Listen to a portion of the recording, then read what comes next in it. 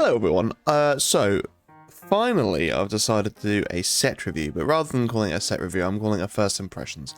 So I am going to be going through all of the Opus 22 Hidden Hope cards before we've had pre-release, before we've played with any of the cards, and just giving my quick rundown opinion of them. Now obviously, as is the case with a lot of cards, there are some which the abilities get reused, like a lot of standard units and things like that. And it's also sometimes quite hard to gauge the potency of some of these cards until you actually get to see them in action. But yeah, I'm just going to be quickly running through some of the cards. I've looked at all of them already, but quick thoughts off the top of my head about what I think about a lot of these cards, things that you could potentially do with them, and yeah, just kind of seeing what potential things pop into our head. So I'll be starting with the first card, Orin. So it's a really interesting card with a decent effect. And I'm also going to have to try my hardest not to ramble here, which I do a lot. So this could very easily become a very long video. Anyway, yeah, so a 2-cost fire back attack backup. That in itself is interesting. But then when Orin enters the field, choose one forward during this turn, the next damage dealt to it by your opponent's numbers abilities becomes 0 instead. That in and of itself makes it quite useful, and Fire seems to be getting a lot more of these kind of control cards recently, which is strange given that he used to kind of more focus on ping damage. Like if this card had read deal 5k upon entry, that would have made perfect sense as well, but actually making it so that you can protect your protecting a forward from both summons and abilities is really potent. Either summon or ability would have been perfectly fine, but the fact that it's both is really good.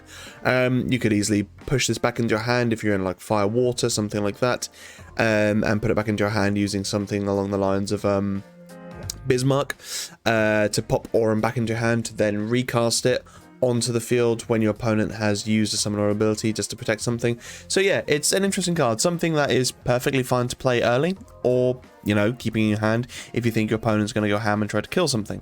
And similarly, it can be played off of the likes of the starter deck unit as well, the 4-cost wind drop, 4-drop wind forward, which can play a guardian of 2 CP from the break zone onto the field. So Orin fits that quite nicely.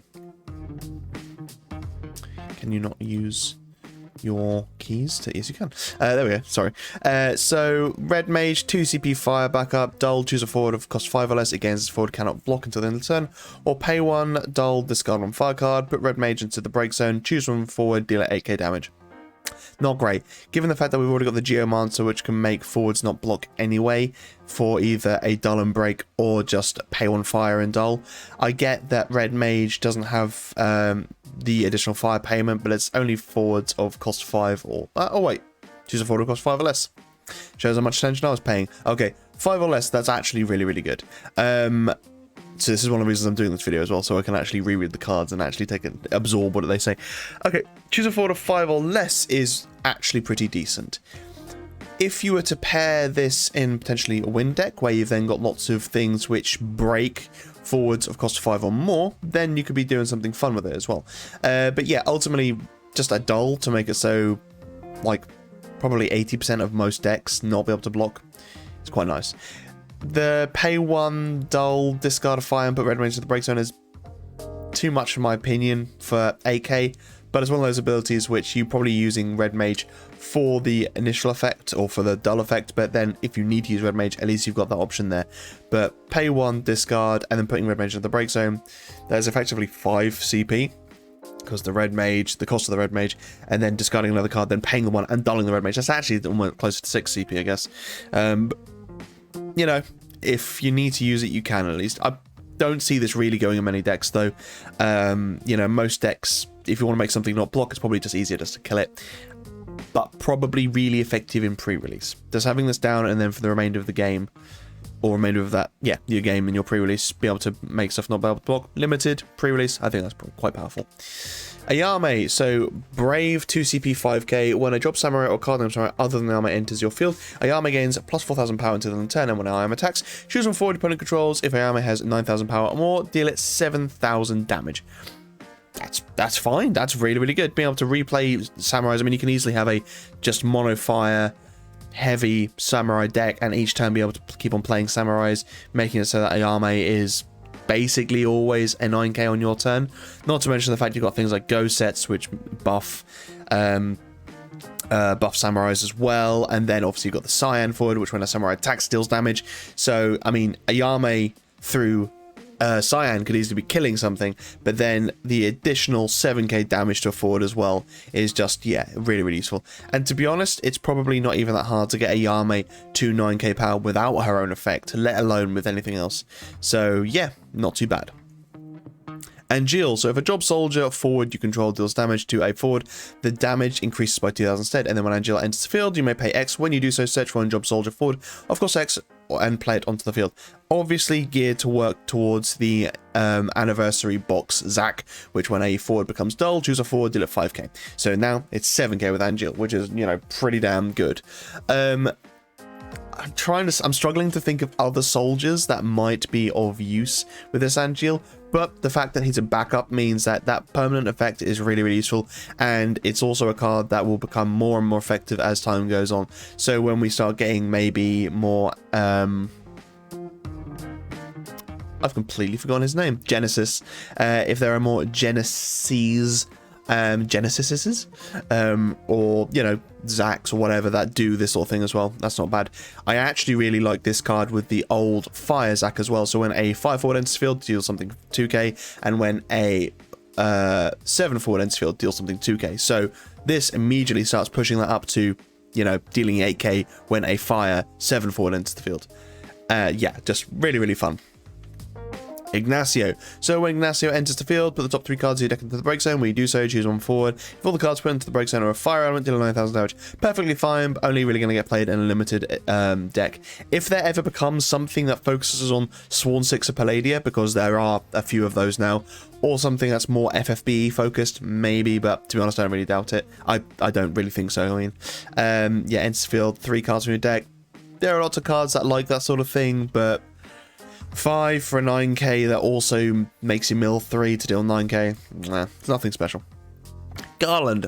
So there's been quite a bit of knight support in this set, and I really like that. So 4 CP 8k, that's fine, but with an EX, that's not too bad. When Garland enters the field, choose one job knight other than card name Garland in your break zone, add it to your hand. So retrieval, immediately really, really good. And then when a job knight other than Garland enters your field, choose one 40 point controls, deal it 5k damage. That's lovely. I absolutely love that.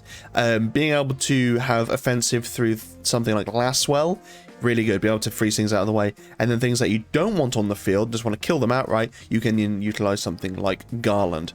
Yeah, I really like this card. It's an EX that can retrieve stuff. Similarly, just be able to hopefully kill stuff as well. Obviously, you do have to play a few cards to be able to actually kill something, probably, but you know, if you're running something like Garland, good chance you're probably running something like Jin as well, so you start popping out 6k rather than 5. Maybe even put in left tier, where he then starts dealing 7k with Jin, 8k just for playing a single knight onto the field. And there are lots of cheap knights, and this set, as I said before, has a lot of knight synergy as well, so there's lots you could do with this card, I imagine. Carla, just not a good card. 3 CP, 7k, dull, choose one forward opponent controls, deal at 3k damage, or dull, choose one attacking forward against plus 2,000 power to end the turn. In a forward, just not great. In a backup, that would maybe, but yeah, that's nah. Clavat. So here are the cards I was mentioning earlier, which, you know, you've got lots of generic cards which actually have the same effect across all the elements. Pay 1. When Clavat enters the field, look at the top card of your deck and place it at the bottom of your deck. There is a lot of power in being able to see the next card and then doing something with that.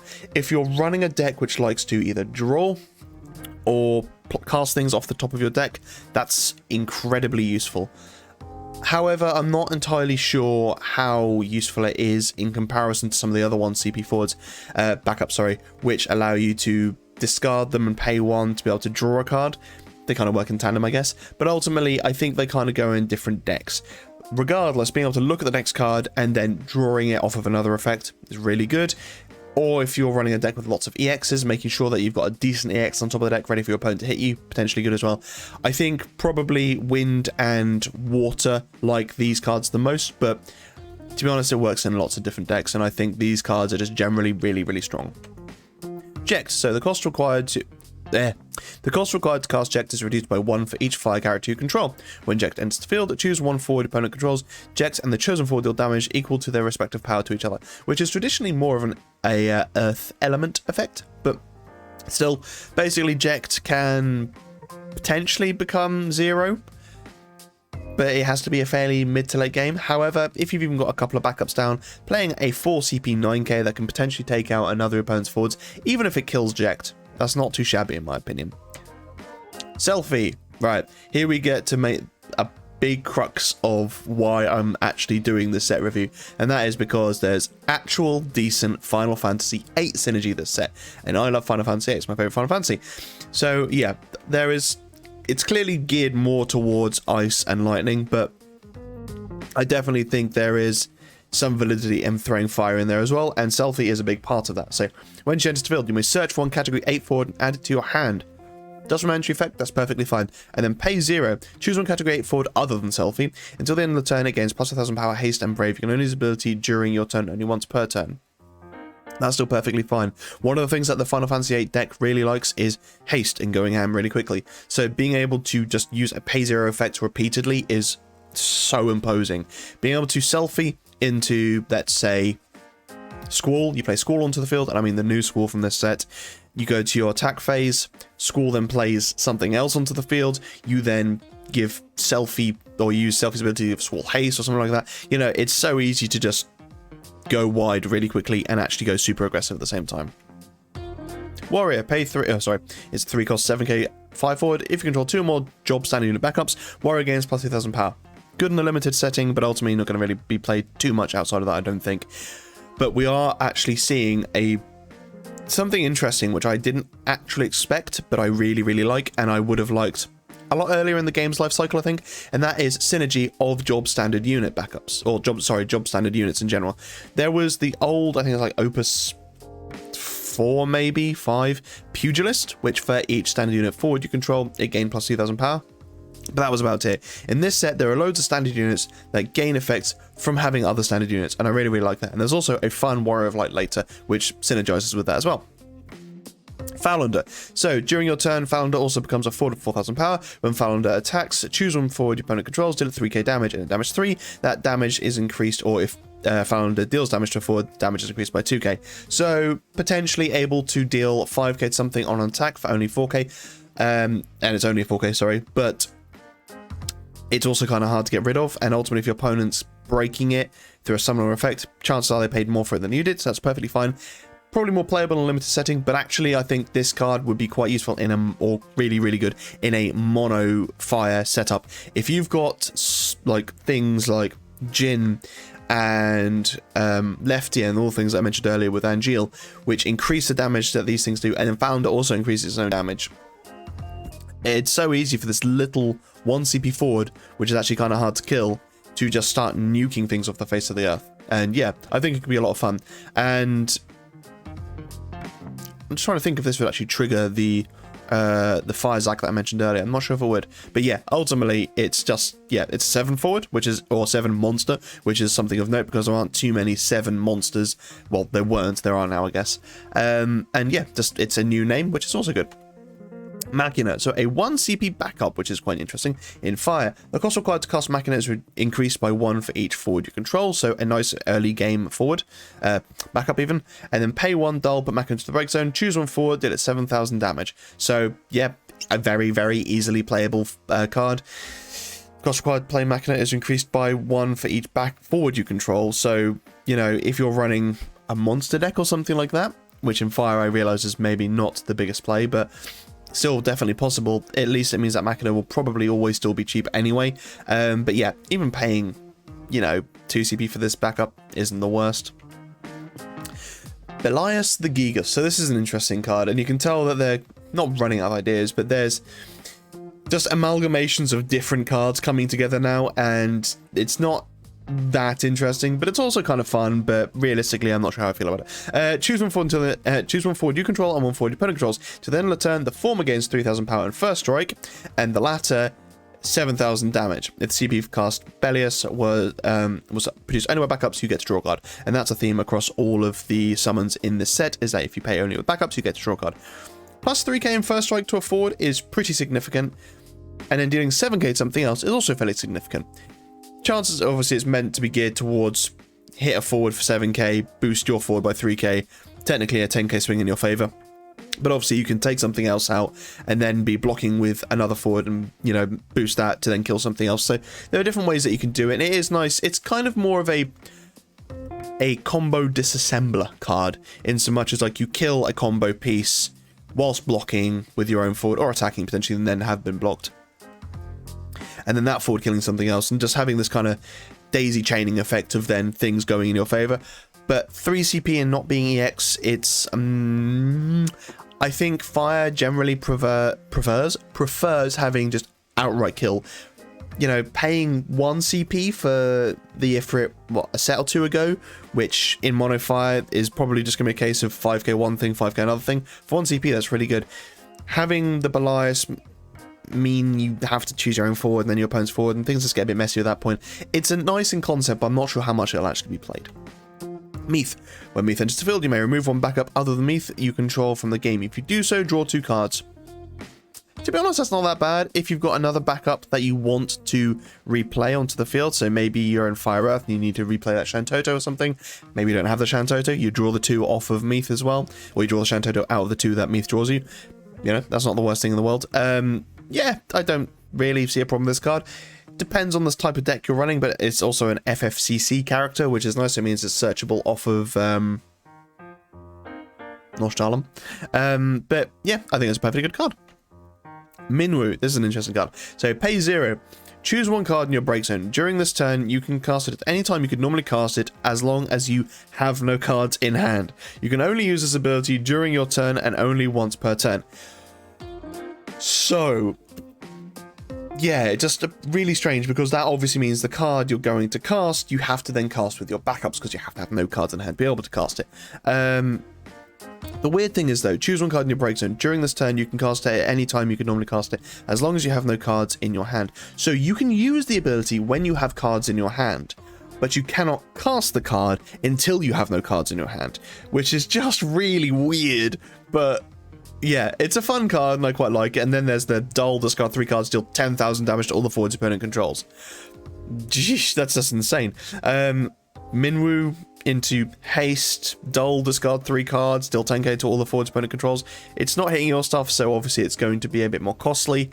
But, you know, if you get this into a situation where you play...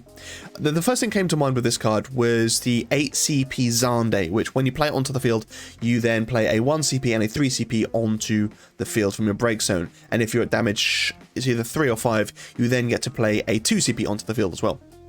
And for some reason, that with this Minwu feels like a good play, because you play Zande to then play other forwards and Minwu, which then somehow through those forwards coming onto the field give Minwu haste, hopefully. I don't think there are actually any 1 CP or 2 CP forwards that bestow haste though when they enter the field, which is what you'd ultimately want. And then you have to dull Minwu, discard 3 cards, deal 10k to all the forwards opponent controls anyway. And there's probably better ways of going about it, but that was the first thing that came to mind. Either way, interesting card. And I like that there's a white mage in Fire as well. Lilith, a knight, even though I think technically she was a berserker, but what do I know. 2 CP 5k fire forward. When Lilith enters the field, gain a crystal. It's perfectly fine. And then hard slash and S. Choose 1 forward, deal 7k damage. For just an S, that's alright, but to be perfectly honest with you, I don't know how much this card will get played. Maybe a little bit just because it's a knight in Fire, but realistically I think I'd rather go for something else. It depends how much you're going to utilize crystals in your knight deck, I think.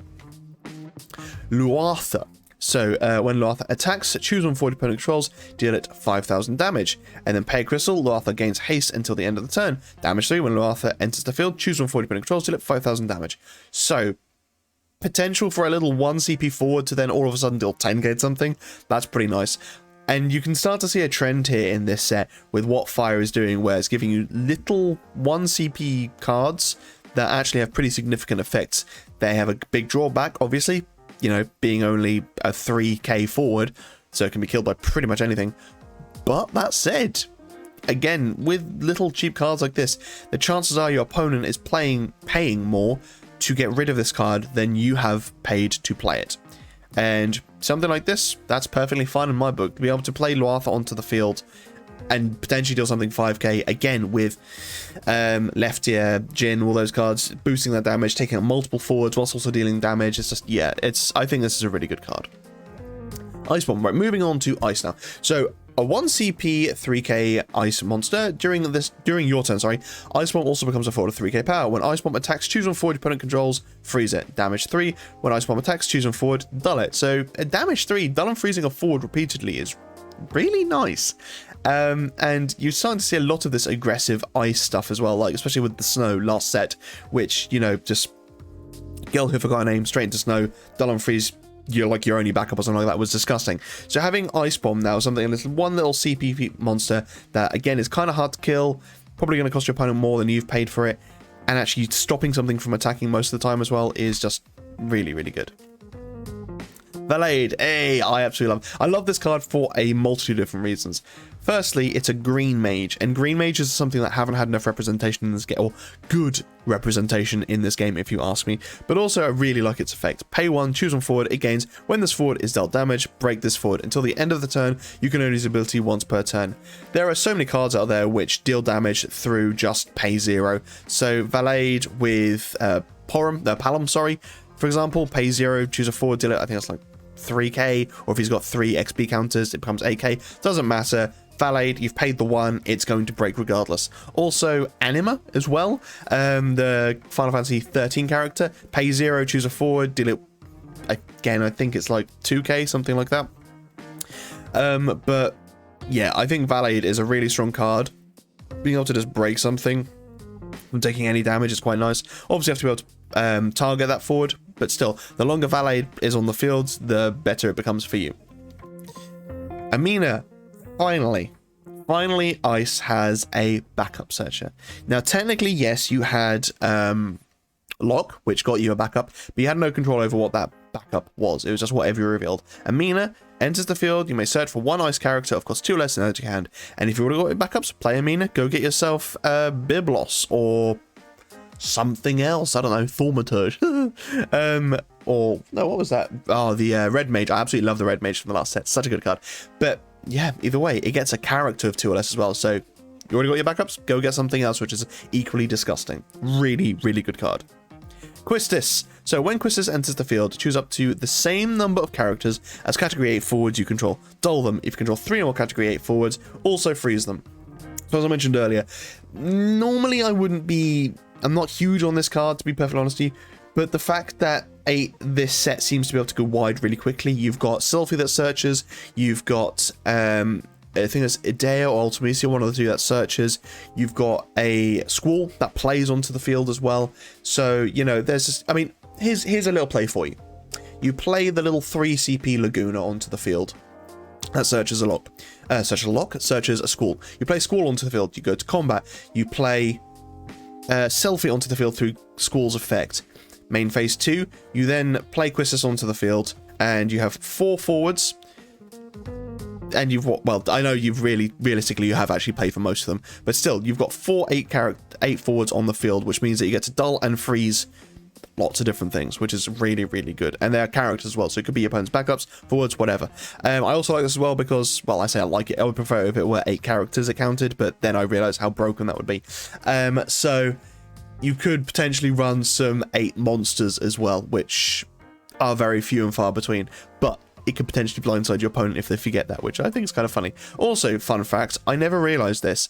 I thought this card looked strange because Quistis isn't wearing glasses. Turns out Quistis only ever wears glasses when she's in her instructor outfit. I never noticed that. I have played Final Fantasy VIII so many times, but I've never noticed when she's in this outfit, she doesn't wear glasses. Who knew? Bard. Dull, choose one forward, cost 2 or less, dull it, and pay 1, dull, discard 1 ice card, Bard into the break zone, choose one dull forward, break it.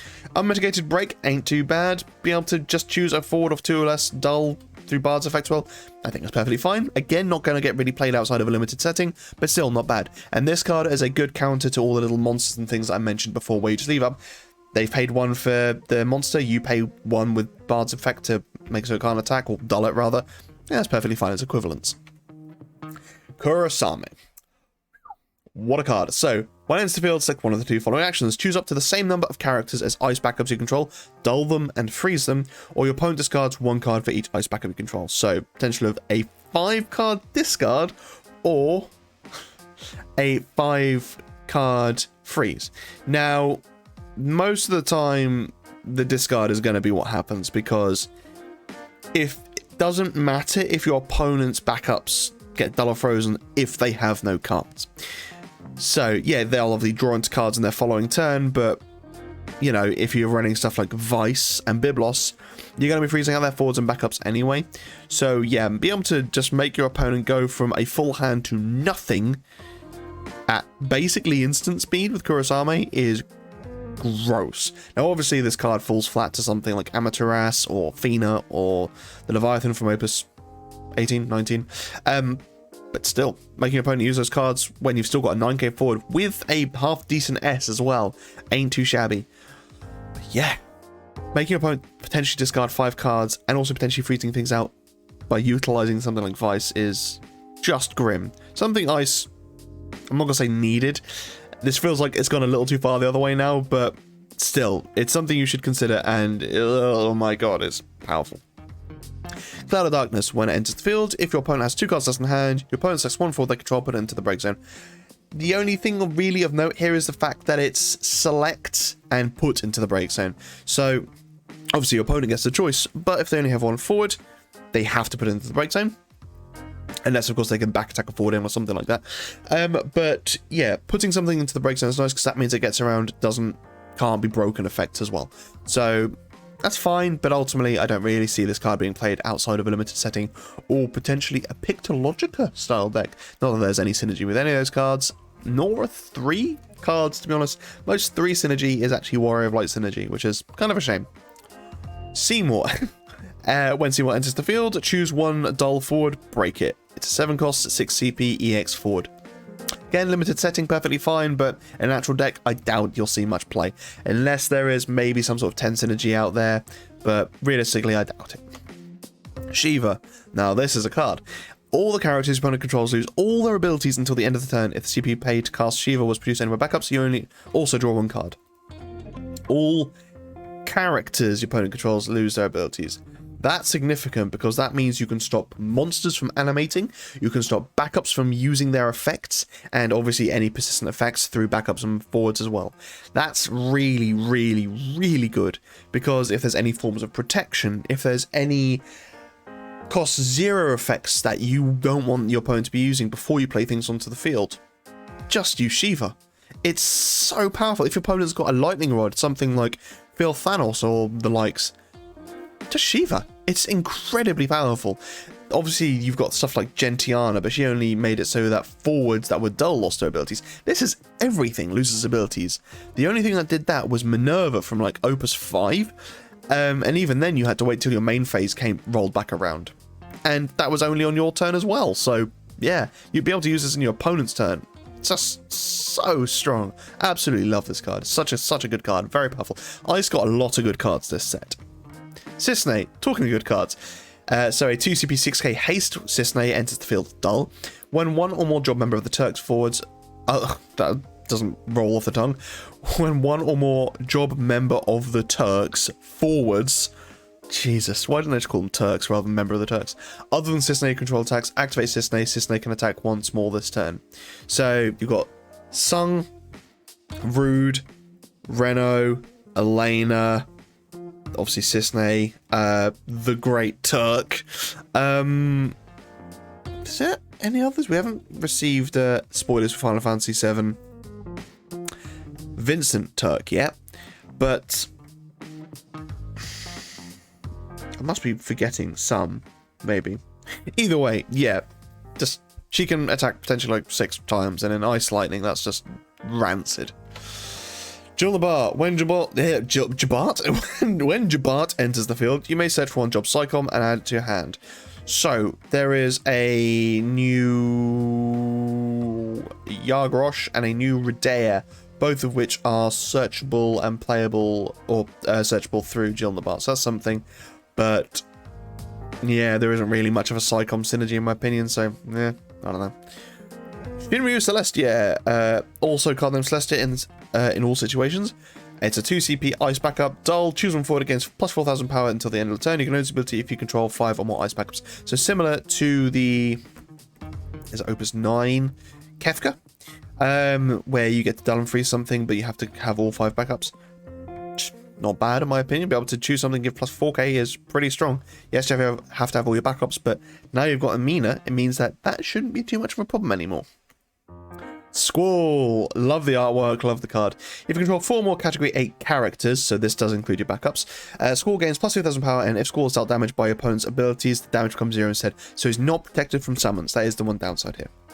And then at the beginning of the attack phase, during each of your turns, you may play one category 8 forward, of course 4 or less from your hand onto the field. So yeah, you can play Selfie or you can go Selfie to find the Squall, play the Squall, play the Quistis that I mentioned earlier. There are so many good cards that you can play off of Squall now. Lots of old cards as well that might see play. But yeah, just being able to keep on free casting stuff is quite nice. The one problem is the fact that it will die before it gets a chance to. Unless you are just being efficient enough in ice and actually locking out your opponent's deck. So, hypothetically, you Kurosame, make your opponent lose everything, and then Squall in something else. Now, obviously, you'd have to be in Mono Ice to make your opponent discard 5 off of that, but still, there's quite a few Final Fantasy VIII ice cards now, so who knows? Sephiroth. So this is the signature card as well, this set, there we are. So, when Sephiroth enters the field, your opponent discards 1 card, and then pay an ice, and 2, remove Sephiroth from your hand from the game, choose 1 adult forward, break it until the end of the turn. You can cast Sephiroth removed by this ability's cost. You can only use this ability if Sephiroth is in your hand. So, basically you get to pay the 3 and break something as well, and then cast it if you want. Now obviously it's choose 1 dull forward. Yeah, but you can use it at any point. So the only limitation is actually that your opponent has to have a dull forward. So you can use this effect during your opponent's turn as well, but you wouldn't be able to cast Sephiroth, obviously. But until the end of your turn, you can cast Sephiroth. So that, I believe, means you should be able to cast it in your, or use this ability in your opponent's turn, but then cast it in your turn, which is also interesting. I never realized that. Choose 1 dull forward, break it. Until the end of your turn, you can cast Sephiroth removed by your ability's cost. You can use ability if Sephiroth is in your hand. Not 100% sure on that, but I believe that means you can cast it. Maybe not, who knows. Either way, interesting card, get to make your opponent discard a card, also potentially get to break a dull forward as well, which is also pretty good. For 3 CP, that's perfectly fine.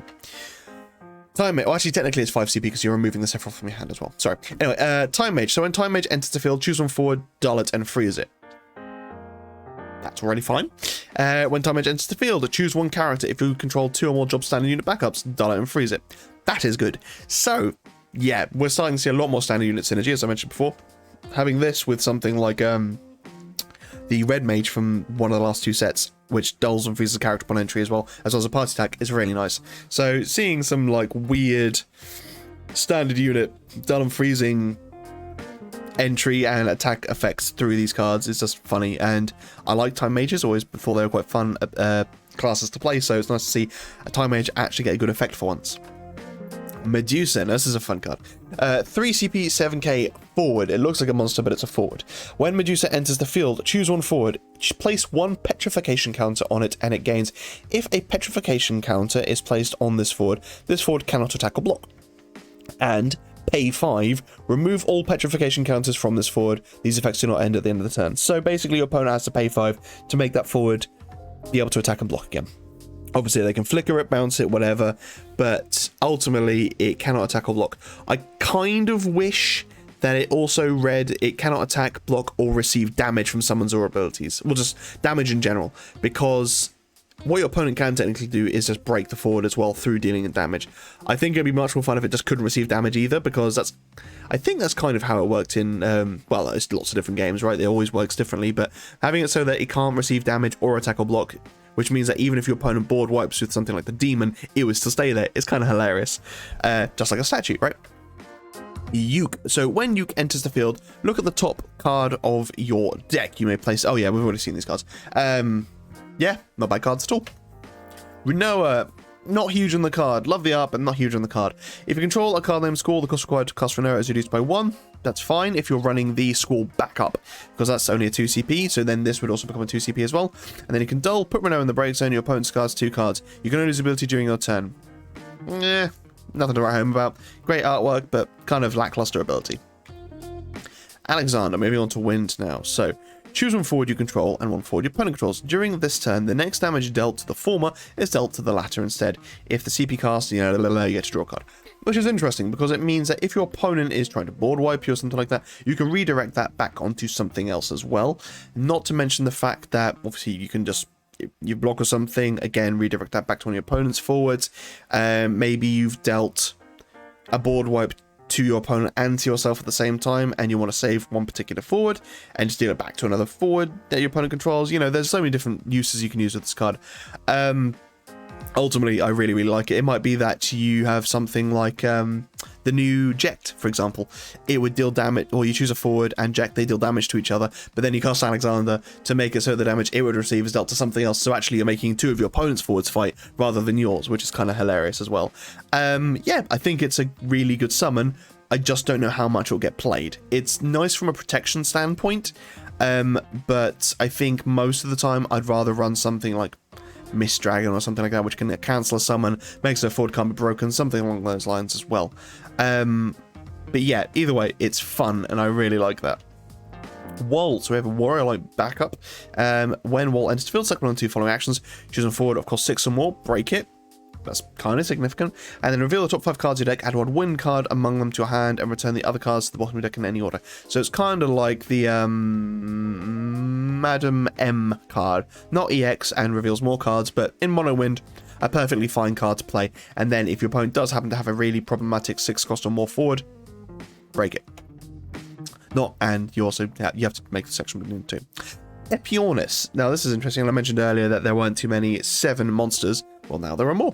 So during your turn, Epiornis also becomes a forward of 5,000 power and cannot be blocked by a forward of cost 4. Blocked by a forward of cost 4 or more. And then at damage 3, cannot be blocked by a forward of cost 3 or less. So at damage 3, completely unblockable, which is quite fun. Yeah, again, outside of limited setting, I don't know how much you could play it unless you're like building a deck which just focuses on having forwards that can't be blocked potentially, or utilizing 7 monsters as well, or 7 characters. It's a lot of fun, just don't know how often it'll get played. Enkidu, or Enkidu, however you want to pronounce it. So when it enters the field, choose up to 3 backups you control, activate them, which is perfectly fine for a 3 CP, and it's only backups you get to activate, but still it's fine. And then when a card named Gilgamesh enters your field, you may pay it 2. When you do so, play Enkidu onto the field. This effect will trigger if Enkidu is in the break zone, so it means that you actually get 1 CP back from your payment if Enkidu is in the break zone. What's also nice is the fact that you can be in not wind, so you can just be mono earth, mono lightning, whatever, and playing Gilgamesh, bring Enkidu on for the extra 2, and then reactivate 3 backups. Again, doesn't really matter what they're in. But that is really all it does. So what this does really is this gives you a free 7 cost forward and reduces the cost of your Gilgamesh by 1, kind of. Kane. Let's just look at this artwork for a second. Beautiful. This is a contender for my favorite artwork of any card. It is just, I mean, I've always loved Dragoons anyway, but just the coloring and, oh, it is delicious. Anyway, yeah, haste first strike when Kane attacks, choose 2 characters, activate them. Perfectly fine, and then damage 3, he gains plus 1,000 power. He's only 6k, but is 3 costs, so not amazing, but actually, haste first strike, that's perfectly fine by my books, and there's lots of ways to be able to buff him up anyway as well if you wanted to, so yeah, I really, really like this card, and I'm just so eager to get this full art. Ranger. Dull. Ranger. Put Ranger into the break zone. Choose one forward cost 2 or less. Deal it 5k damage. Not great. And then pay 1 win. Or sorry, just pay 1 dull. Discard 1 win card. Put Ranger to the break zone. Choose a monster. Break it. That's more viable, I think, for a 2 CP backup. Not that you wouldn't use the initial ability, but again, it's quite steep. You have to pay 1 and then dull Ranger, and then a wind card, and then put Ranger into the break zone. That's 4/6 cost. Not huge on that, but getting rid of something like Jin or Tross or something else is horrible. You know, you gotta do what you gotta do. So maybe, but realistically, Wind doesn't care that much about these sorts of cards. Wind just wants things that, you know, boost or storm off of just casting. Glove Up, gone over this, really, really good. Sid FFBE. Right. At the beginning of your attack phase during each of your turns, select one of the two following actions. Choose 2 characters, activate them. All the forwards you control gain this forward cannot be chosen by opponent's summons until the end of the turn. When Sid FFB is put from the field into the break zone, you may pay 3. When you do so, play Sid FFB from break zone onto the field. Dull. So yeah, that's a thing. Lots of effects, which I guess are fine, but I'm not sure how I feel about it. I think it's a lot of fun, but it's one of those cards which you will struggle to put in a deck potentially, unless there is synergy with Sworn 6 of Palladia again, or FFBE cards. Its effects aren't bad at the beginning of the attack phase during each of your turns, so you know you get to choose these things, making so they can't be hit by summons and things like that. But then remember the Dark Soul from like 2-3 sets ago, that has basically these effects better, and that never gets played. Really, really effective. Well, really, really strong card, but just didn't get played much. To be honest, if it does get played, it's probably because choose 2 characters, activate them, more than anything else. But when you've got things like, I don't know, Kane, which activates all your backups when it attacks as well, that doesn't even really get played, to be honest. So, yeah, how much does it get played? I don't know, but still, a fun card. So, Sasha, a 4 CP 8k Dragoon whose cost can be reduced by 2 and can dodge, choose a forward, deal at 4k damage. Not really that monumental enough to be used in a Dragoon deck, to be perfectly honest with you. It's another Dragoon in Wind, which is nice, but I don't know. It doesn't have haste naturally, so I think if it had haste naturally, maybe then it would have a chance. Obviously, you could run something like Barbara to give Sasha haste, but realistically, nothing to write home about. There's that, what were they called?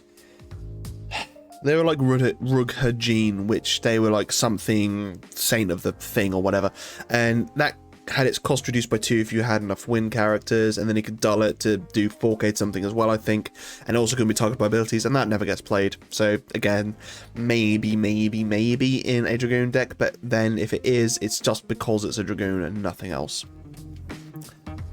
Shalinka, so if you control 3 or more category FFC characters, the card name Yuri you control gains haste. So I think this is okay if you play it with the... Let's say you've got a forward that can already attack, and then you play the Yuri onto the field that you can discard a card to then search and play a Chalinka. Searching and playing this Chalinka is fine, because if the Yuri then gains haste, that means Yuri can party attack with the other forward and get his party attack effect. I can't remember what that is off the top of my head. It might be break something, or it might be activating things. I can't remember exactly. But ultimately, I think being able to play a Yuri into this card is fine, but the Yuri has to be doing something as well. There's also the Yuri that reactivates 2 upon entry and attacking as well. That's not too bad with this, but ultimately it's only really like a one-time use thing. I don't know how effective this would actually be, but still fun. It's a little enabler, which is always some of the most interesting cards actually, and the more Yuris that get printed, the more useful this card becomes. Dorgan. So when Dorgan enters the field, select one of the 3 following actions. If you have cast 3 or more cards this turn, select up to 2 of the 3 following actions. Choose one forward of cost 5 or more, remove it from the game. That's pretty good. Choose one monster, remove it from the game. That is very good. And then choose 2 cards in either player's break zone, remove them from the game, draw 1 card. That's also pretty good as well. So, yeah, I mean, being able to just remove a monster, I like that a lot. Being able to potentially remove... there's only a forward of 5 or more, so I guess much more limited, but having the remove a monster and then drawing a card is fine as well. Realistically, the removing cards from break zone and drawing a card is one that's more likely to get played, because it's more likely to be actually like a viable option, because you have to wait for your opponent to either have a forward of cost 5 or more or have a monster on the field. In a lot of decks these days, that's much more likely, but still, I like the card because it's Final Fantasy V and it's really pretty, but in actual fact, I'm not sure how useful those effects will be. It's only when he enters the field as well. If it were when he enters the field Actually, no, because you couldn't keep on removing things every turn. Yeah, I don't know. It's a fine card, but I don't know how much it'll actually get played outside of Limited. Nana Amigo. Actually, sorry, going back to Dorgan, I was just thinking as well, there really aren't many forwards that are of cost 5 or more that I can think of. So, in actual fact, I think even Limited, this card would maybe suffer. Maybe removing monsters, removing things from Break Zone, potentially, I don't know. But, yeah, removing 2 things from the Break Zone and a drawing card isn't enough in my books. Anyway, sorry. Nanamigo. So, when Nanamigo enters the field, select one of the 2 following actions. Choose one forward of cost 2 or less in your opponent's Break Zone. Play it onto the field. That's quite funny. I really like that, being able to just play something straight out of the Break Zone, not even having to cast it, just play it. And then choose one summon of cost 3 or less in your opponent's Break Zone, cast it as though you owned it without paying the cost. If you cast it, remove that summon from the game after use instead of putting it into the Break Zone. That I really like, and is a lot of fun. Now, 9 times out of 10 it will be something like, oh, your opponent's got an Amaterasu or something like that, but, you know, it's kind of tough to cast something that doesn't have a target, right? But, you know, if you're getting rid of things like Mist Dragons, so you're emptying your opponent's Break Zone with their own card and then drawing a card, that's not too bad. You know, it's very dependent on opponent's deck, but what you can generally depend on is that your opponent will have 3 CP summons, and it's choose someone of course 3 CP or less, so it can be something else as well. It could be Belias or Kuchulain, for example. But yeah, you can probably rely on your opponent having a 3 CP or less summon in their Break Zone and you being able to remove it as well. And being able to cast it for free is, you know, that's just great. So yeah, I really like this card. Be able to play something onto the field, be able to cast a summon, who knows. I just think it's a lot of fun. Also, I just noticed that his job is a robber, not a thief, a robber. But, so, 2 CP 5k forward, remove 3 Job Warrior of Light in the Break Zone from the game. Bart's gains. Bart's cannot be chosen by opponent's abilities till the end of the turn. And then Time Magic, S and X, or whatever. Search for 1 Job Warrior Light of cost X and play it onto the field. You can only use ability during your turn. Really strong effect. Really strong effect. But the one problem with it is the fact that you have to use a Bart to cast it. So, there are ways to be able to search Bartzes. If you haven't seen my deck review on the weird, what did I call it? Like rapid fire, which is all based on like the Opus 7 Barts that can attack 3 times. Yeah, basically searching for a Barts is not the easiest thing to do and not that fun. If you're on Earth, you can get it back pretty easy, but yeah, paying X and searching for a Job Warrior Light of cost X and play onto the field is really strong, because now you can Barts onto the field, pay S, pay X, go search for the 7 cost Warrior of Light and play that onto the field, to then play more 3 costs onto the field, which is, oh boy. But again, you will have to have a Bart in hand to be able to use that effect as well, and you are effectively playing 9 to get that onto the field. But still, it's a Warrior of Light of cost X or less. It can be a backup if you wanted. It could be forward, maybe if there's a Job Warrior Light monster one day, you can do that. But either way, being able to search and play something into the field is always a strong ability, but the card itself is pretty weak, and if you aren't able to use its effect immediately, chances are it's going to fall flat. So yeah, be mindful of that. Geomancer cannot be chosen by your opponent's abilities. When Geomancer enters the field, choose up to 3 backups. If you control 2 or more standard unit backups, activate them. You lose 1 backup for playing this into the field that can't be targeted by abilities. That isn't enough in my books. If you look at the Dancer from, I think it's last set or the set before, which it has its cost reduced by 2 if you control a Dancer, and then when it enters the field you have to activate 2 characters, so actually it's free. In comparison, not great. Don't know what happened there. So, when Hope enters the field, reveal the top 4 cards of your deck, add 1 category 13 card among them to your hand, and return any of the other cards to the bottom of the deck in any order. And then Aroga, which is an S and a Wind. Choose one forward, choose one forward of 9,000 power or more, break it. Maybe good in like a proper Wind forward focused deck, but considering the most recent Hope in the starter deck, I'm not sure this takes its place. But it is still consistency. I think this card would work best in a 13 deck that isn't necessarily a 13 deck. So being able to find cards that your opponent maybe is not considered, or, you know, other funny things out there. And ultimately it's the top 4 cards, add 1 category 13 card. Sorry, 13 card. So it means that you can get a summon or a monster or a backup as well. So, you know, there's lots that it can be considered there as well. Just yeah, not sure how usable it is. It feels like if you're putting this in a 13 deck, you're building around this card, which is the wrong card to be building around. But who knows, there might be some super play that I haven't found yet that is just really, really good with this card. Helena Leonis, another green mage. So 3CP7K wind forward. Pay 1 crystal. Reveal the top 2 cards of your deck. Remove 1 card among them from the game and put the other card to the bottom of your deck. You can cast it at any time you could normally cast it this turn. The cost required to cast it is reduced by 2. You can earn its ability during your turn only once per turn. So basically, yeah, using a crystal to reduce its cost by 2 and be able to cast it. That's a lot of fun. I really like this card. Yeah, in a high crystal deck with lots of reactivation and lots of casting, I think this card could be a lot of fun. And being able to cast it for 2 or -2 as well, and it doesn't state cannot become 0. So if it has a 2 cost, it's then just free, which is, again, really strong. And in Wind, you traditionally find that there are lots of cheap cards. So yeah, being able to, you know, use a crystal, reveal play Evray onto the field for free, and then reactivate it back up as well. That's hilarious. So yeah, just making sure you have enough crystals, potentially Ice Wind using got the name of the card, gives you a crystal at the end of every turn, or you've got the Agrias, which gains a crystal upon attacking as well. So yeah, there's other things you could do, but yeah, I really like this card. 1 green mage, 2 casting things for free, potentially. Lillicet, a dancer, yay, and a half decent one at that. So when Lillicet enters the field, choose 1 forward, deal it 1000 damage for each character you control. It's an alright effect, I guess, but ultimately it is 1, a new dancer backup in Wind.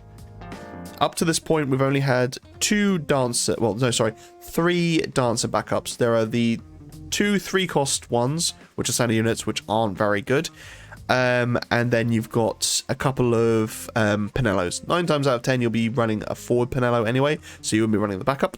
So having a new dancer backup with the Lillicet is a lot of fun, and I actually, in my dancer decks, I haven't found much use for the lightning Lillicet, unfortunately, so having her now be in Wind and a backup is just perfect. Redas, so the cost required to cast Redas is reduced by 1 for each job Sky Pirate you control, so he can become 0, and then the job Sky Pirate other than Redas you control cannot be chosen by your opponent's summons, so he is a Mayakov for Sky Pirates, which is pretty good. Well, he's Mayakov, but is free and doesn't play something onto the field.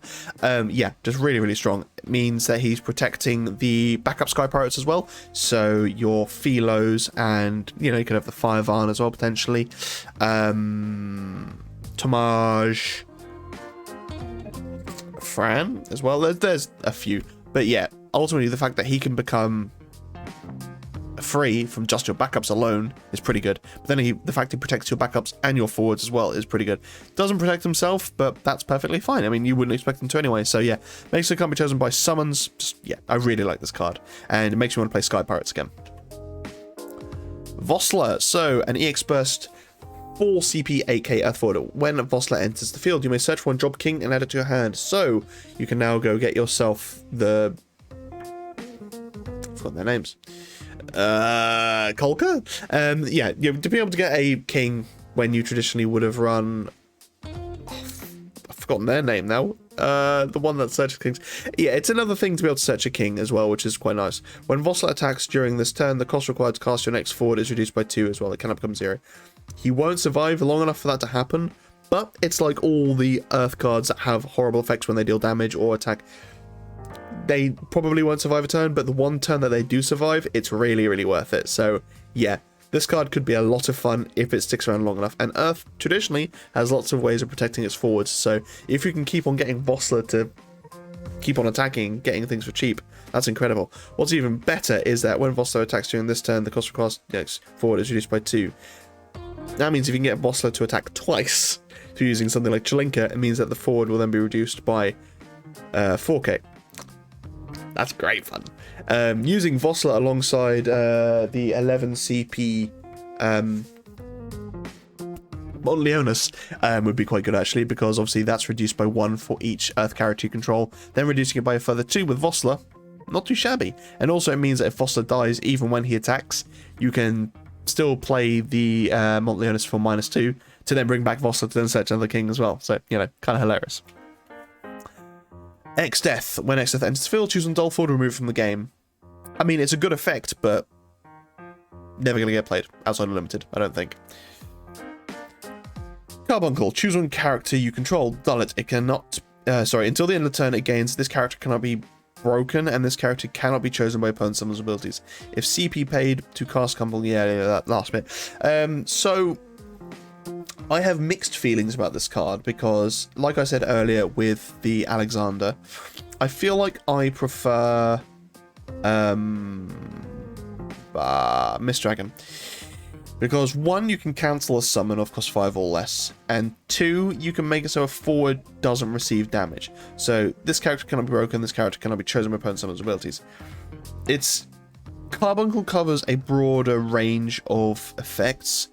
However, 9 times out of 10, if your forward is dying, it's because it's received damage. So being able to make it so that it hasn't received damage is important. And similarly, making it so that you can cancel summons or empty your opponent's break zone because they're dealing damage through that or something like that is really strong. So I'm not sure that this card replaces Mist Dragon, and that is the only card that I would probably have on Earth that it would replace, because you've got probably Kusiths and Hekatoncheers and things like that. So yeah, it's a good summon, but I'm just not sure it gets it replaces Mist Dragon, which ultimately gets played mostly due to the fact that it can empty your opponent's break zone. Guess we'll see. Right, Keter Bashtar. So a 4 CP AK Earth forward. When Keter Bashtar enters the field, choose on forward of power 4 or less in your break zone. Play it onto the field. Its auto ability will not trigger. And put 1 backup into the break zone. Choose on forward against plus 3,000 power until the end of the turn. So there are probably lots of forwards in the game which have negative effects when they enter the field because they have their power is 4,000 or less, whatever, but they actually have some other nice effects as well. You can make it so that they don't gain that horrible auto entry effect, but yeah, being able to make it so that you can just play something else onto the field. Is the mirror that plays monsters from your break zone 4,000 power or less? If it is, that's pretty good. I know there's the 1 CP one, which is like 3k power, which then reveals off the top of your deck to get monsters as well, so that's not too bad either. And then yeah, put 1 back up into the break zone, choose 1 forward against plus 2,000 power. Don't really care about that second effect, but being able to get something from your break zone, play it onto the field, that's not too shabby either. Gibranth enters the field, choose 1 backup in your break zone if you receive more points of damage than your opponent as your hand.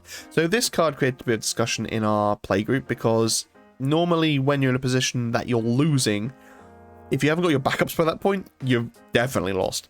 But the only situation, or the best situation I can think about with Gibranth is using Neo X-Death. So the 8 cost Neo X-Death, which removes all the monsters and forwards from your opponent's field. Obviously you have to remove 2 backups as well. You can then play Gibranth to get a backup back to then play that backup as well. So you can get those 2 backups, or not, you can't get those 2 backups back that you remove with Neo X-Death, but you can get, your backups back. I think if you're in a situation where you're losing, if you play Gibranth and then you get back, I think it's like a Weaver or like an Armorer or something like that. Basically a backup that can be cast for free. I think it's like if you control 3 or more Earth backups, the cost is reduced by 2. So Gibranth into that to then play for free after you've wiped your opponent's board with Neo X-Death. I don't think it's the worst, but ultimately, yeah, 9 times out of 10, if you have received, or if you've received more points of damage than your opponent and you're still playing backups, unless you're breaking those backups intentionally, you're going to need to probably rethink the deck. Please, next card. There we go. Right, Guido. So 2 CP 10k forward. When Guido... Sorry, I got a pop-up which you can't see, thankfully. No, it wasn't porn. Guido cannot attack or block. At the end of each of your turns, god damn it.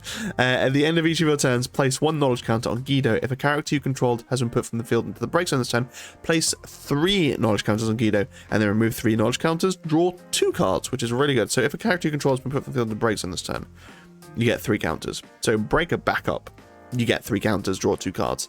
If that backup is drawing your card at the same time, that's pretty damn good. You've also, just monsters, put a monster into the break zone, have an effect as well. It's just, yeah, it's really good. And the fact that it's counters means that you can use it whenever you want. The counters have to be placed on Guido, so it means the opponent can break him before you gain the counters. but still, that's not bad at all.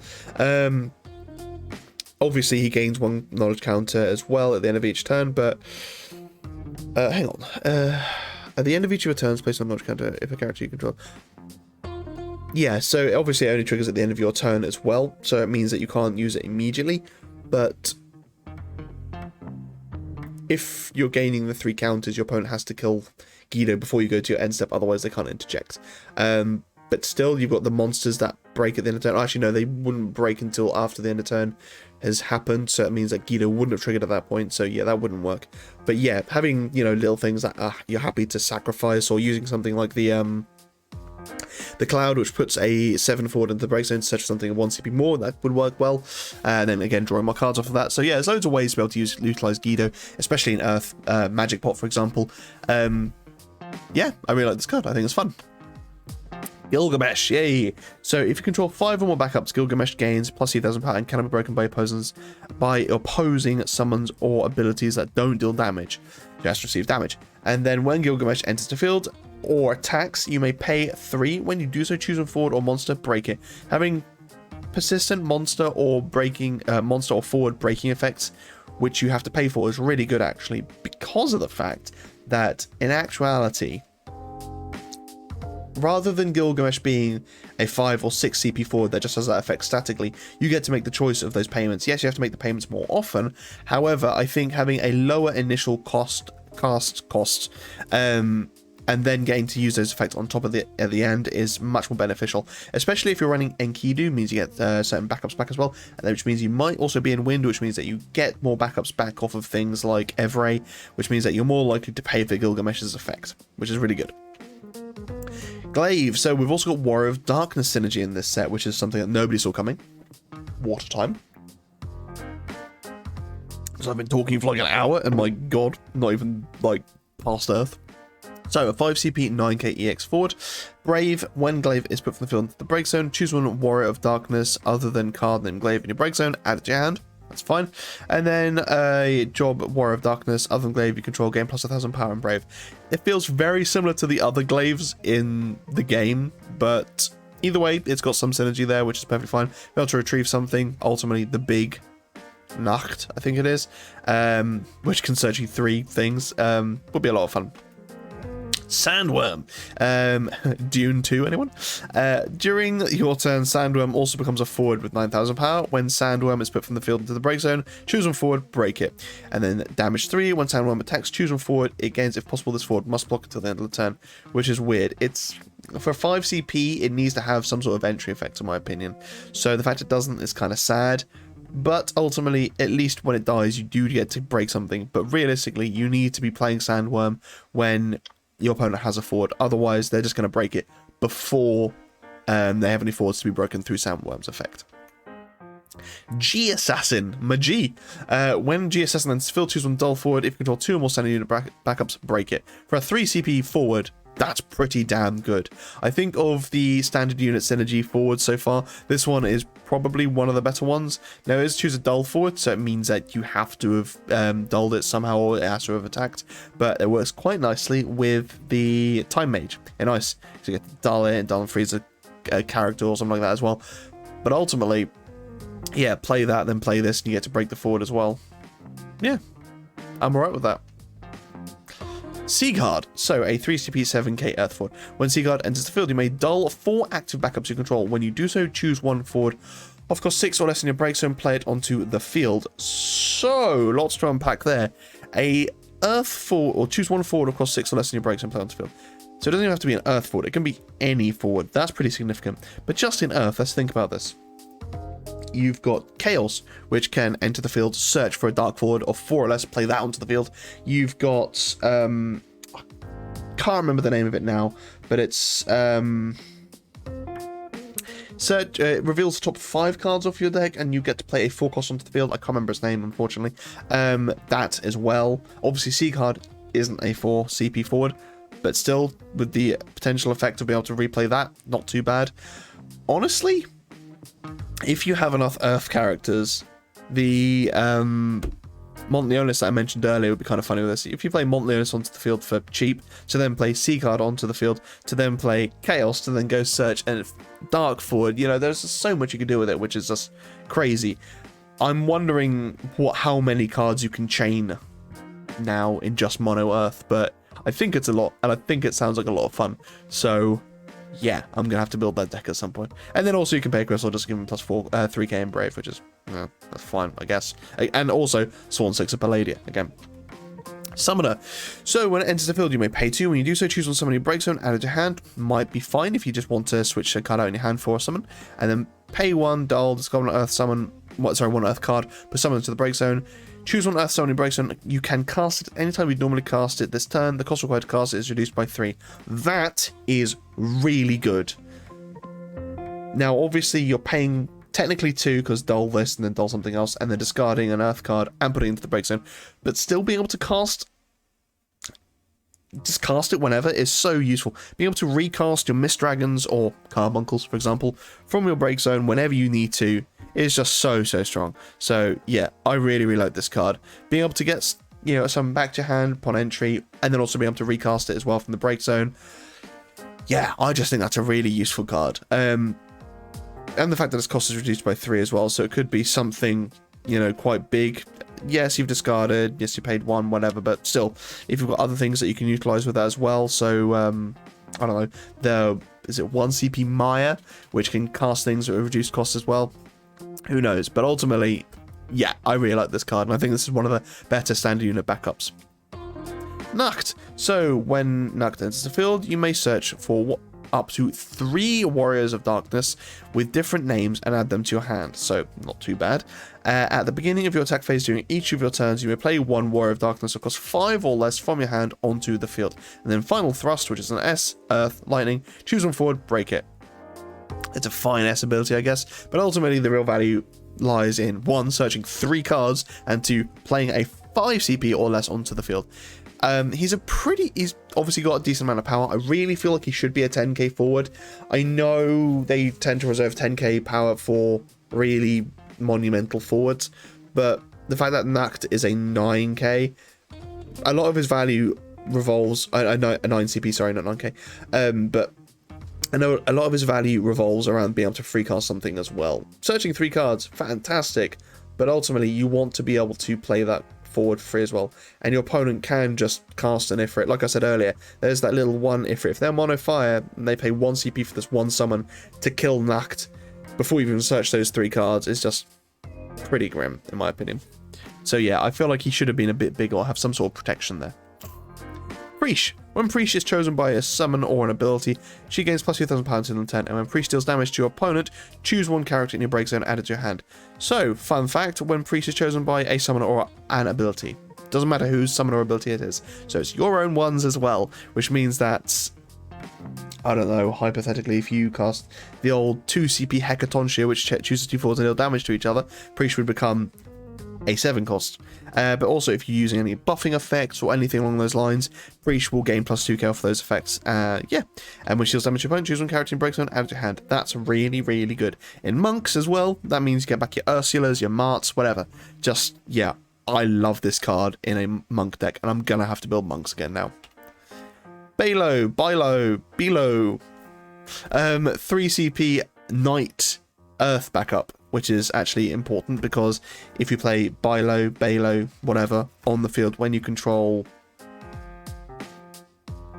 Laswell, you get to Dawn Free something as well, because it's just if a Knight's played on the field. And when you enter the field, choose 1 Earth character in your break zone, add it to your hand. So, you know, Earth Knight's definitely a thing. And Dull, put Balo into the break zone, choose 1 forward against plus 2,000 power until the end of the turn. So, yeah, that's fine, in my opinion. You could keep on... He can get himself, can't he? Yeah, so you can just keep on getting Balos and keep on breaking the following turn and then replaying and keep on freezing off of the last one, would be kind of funny. Ramza, not huge on this card. If you control a job knight, the cost required to cast Ramza is reduced by 2. If a forward you control attack this turn, the cost required to cast Ramza is reduced by 2. So it can be free, but I don't really, yeah. It needs to do more than that and just be free. Yes, you can play onto the field with Laswell for free, Dawn Free something, but I'd rather just play something that gets something else back and then replays it. Yeah, I really wish there were better Final Fantasy Tactics cards that actually revolved around Final Fantasy Tactics and not just knights. But there we go.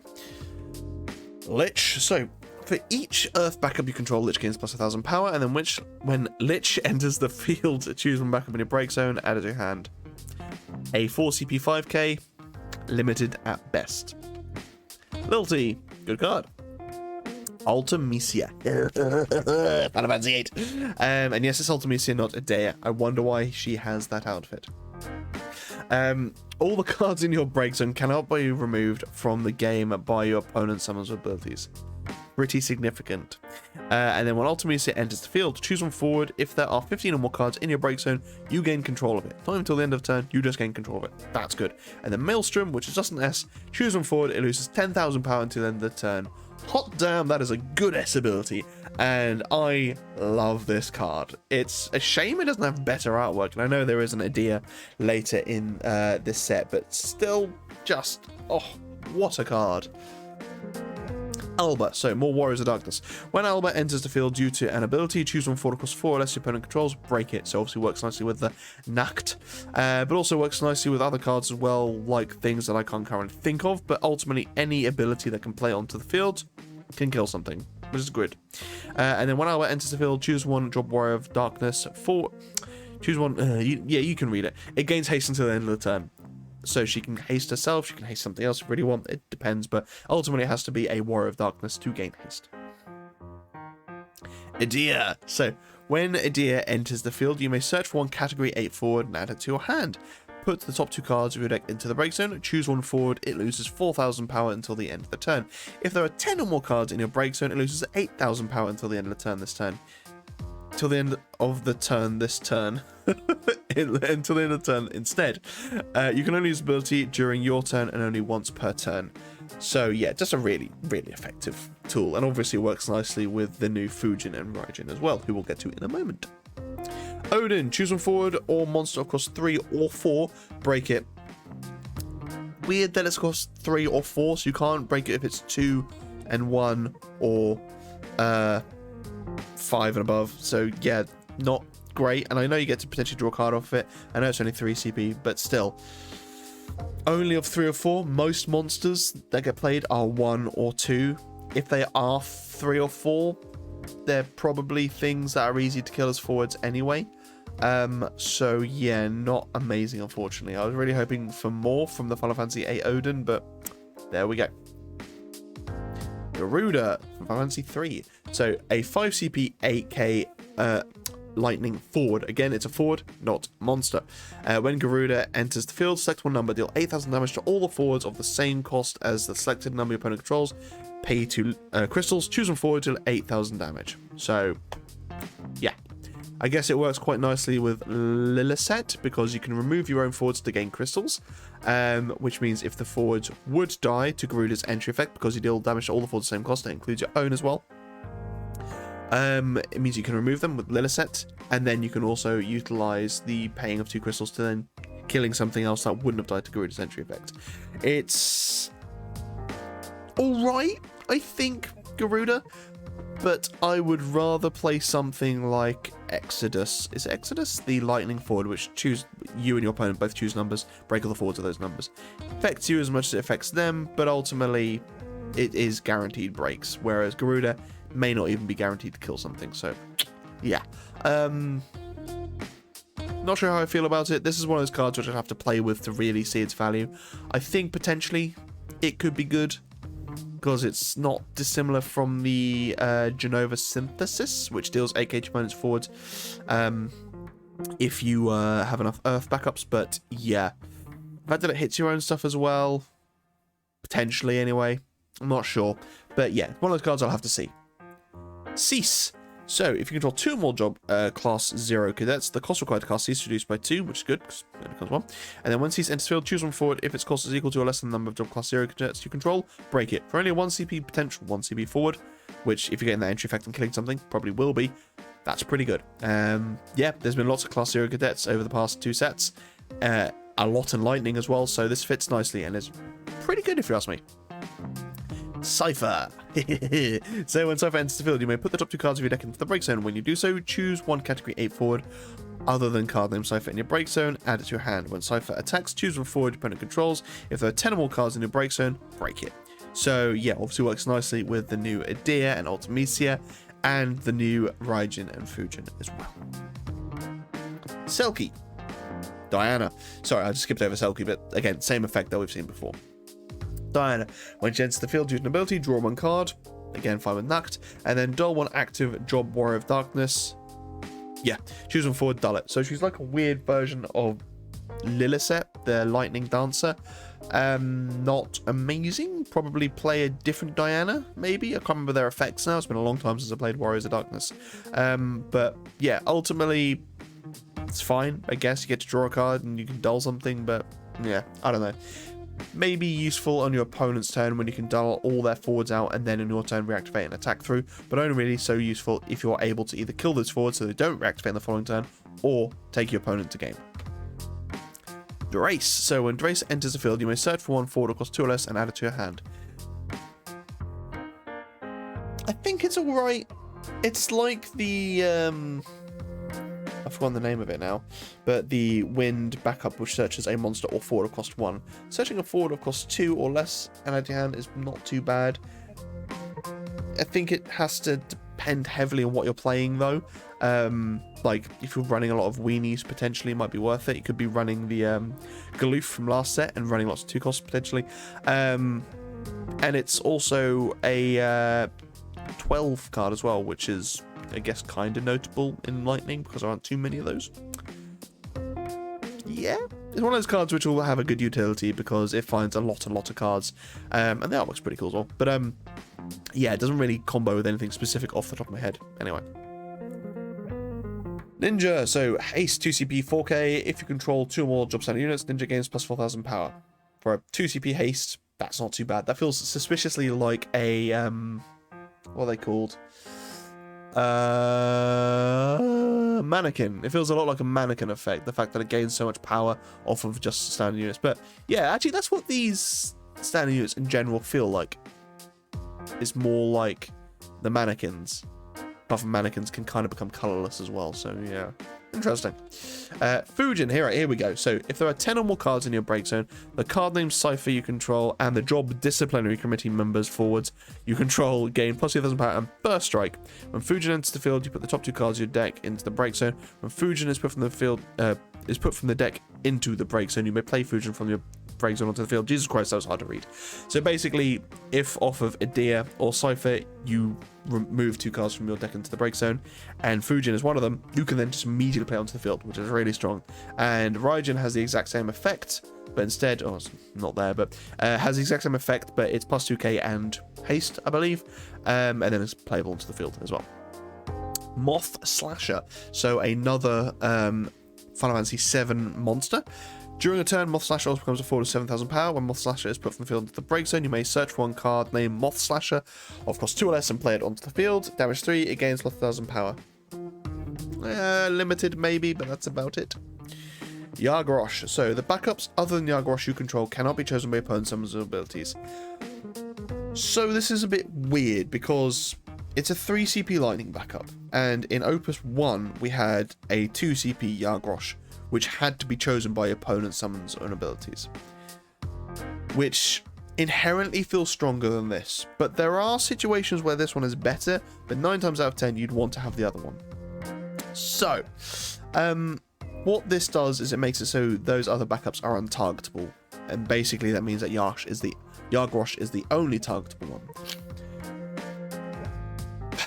So if your opponent has an effect which would choose a backup, well, let's take the Hecatoncheer from Opus 1 as well. Choose a backup of cost 3 or more, break it.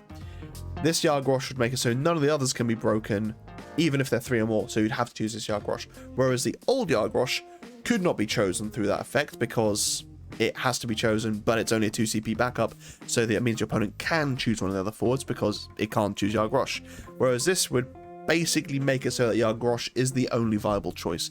It's a really weird way of doing it. The fact that it's a 3CP backup is really sucky. It should have been a 2CP, but I get why they haven't made it 2CP because otherwise I would kind of just poop all over ice, to be fair. yeah, it's just a bit strange. It's not bad, just a bit strange. Yeah. And it's not like it even protects really against stuff like Leviathan, which would bounce a forward a monster and a backup as well, so they'd still get to bounce Yargrosh. So if you have a means of protecting Yargrosh through something else as well, then maybe it's worth it, but yeah, I'm not huge on it unless you can protect him as well. Raijins, as I mentioned before, plus 2000 power and haste, and then also can be played onto the field when top 2 cards are removed from deck and if he's included. Ridea, so a Psycom forward, so we now have a third Psycom, which means that I think it's Jill Nabart from like Opus 11 or something. When she's played onto the field, your opponent discards as many cards as job Psycom you control, which would be Ridea, the one that we just looked at a minute ago, what's his name? Yargrosh, and herself as well. So yeah. Woo! Anyway, when Ridea enters the field, select one of the 2 following actions. Choose one forward across 2 or less, break it. Choose a lightning character in your break zone, add it to your hand. Perfectly fine if you're running mono lightning, I guess. Yeah, that's about it, really. Dragoon. So when Dragoon enters the field, choose one forward until then turn it gains plus 3000 power and first strike. Pay 1 dull, discard a lightning card, put Dragoon into break zone, choose an active forward across 5 or less, break it. Has to be active, so that kind of sucks. And also it's just on its entry effect is just choose one forward. So if your opponent has Auron or Charlotte or some sort of lightning rod, it means that ultimately you end up buffing them as well. So yeah, but it's it's a break effect in Dragoons, which is something. I know they have a fair few of those, but it's, I'm gonna say, relatively cheap. It's not relatively cheap, but you don't have to play another card to get the effect. So there is that. Lulu. So 2CP 5k lightning forward. At the beginning of the attack phase during each of your turns, you may remove 2 summons in your break zone from the game. When you do so, choose one forward, deal at 7000 power. Yeah, sorry, I don't know why that took me so long to read that. And discard one summon, choose one forward, deal at 5k damage. So it feels like it's made to work alongside Braska, because the discard a summon, choose a forward, deal at 5k, but it's also not. I'm sure this card can be utilized really, really well, but like all problems with lightning, when it focuses so heavily on breaking things, if your opponent doesn't have anything to break, then this card is useless. So, not huge on it. Yes, you can choose to use Lulu's effect rather than being mandatory, but still, I feel like not everything should be super offensive. It should be like, discard a summon, choose a forward, give a haste or something like that, right? But yeah, really, really potentially good card in the right deck if your opponent has on the forwards. Yeah.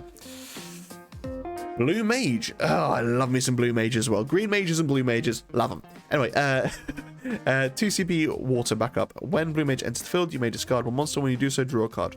It's alright, not great. And then the same payment as every other card.